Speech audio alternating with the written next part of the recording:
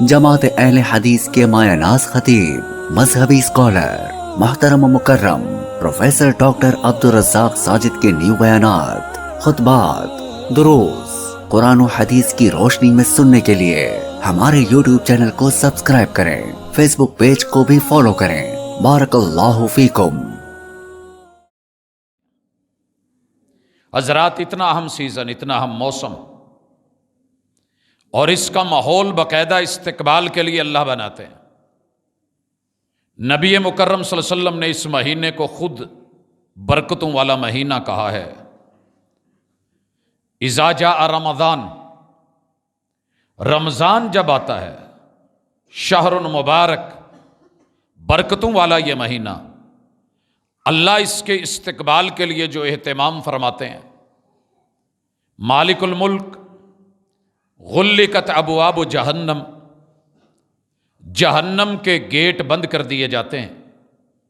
فتحت ابواب الجنہ، اللہ کی جنتوں کے دروازے کھول دیے جاتے ہیں۔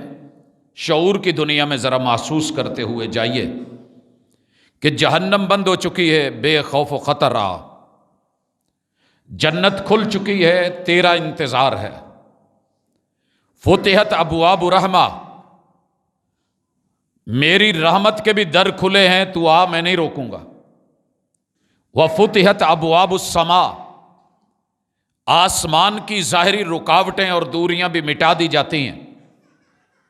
مالک الملک یہ سارے اہتمام کر کے خود آواز دیتے ہیں، یا باغی الخیر اقبل، خیر کو چاہنے والے، طلب کرنے والے، تڑپ رکھنے والے، آرزو اور تمنا، من کے اندر کوئی بھی معمولی سی تیرے ہاں خیال باقی ہے، کوئی رمق باقی ہے، کوئی ذوق اور شوق باقی ہے، تو آ جا۔ یہ سیزن کمال سیزن، کمانے کا سیزن، نیکیوں کا سیزن، معافیوں کا سیزن، توبہ کا موسم۔ وَيَا بَاغِيَ الشَّرِّ اقصر، جرم کر کر کے اگر تھک گئے ہو تو بھی آ جاؤ، نہیں تھکے تو پھر بھی لوٹ آؤ، آ جائیے۔ میں غفور الرحیم ہوں، تمہارے لیے رمضان کا اہتمام کیا گیا ہے۔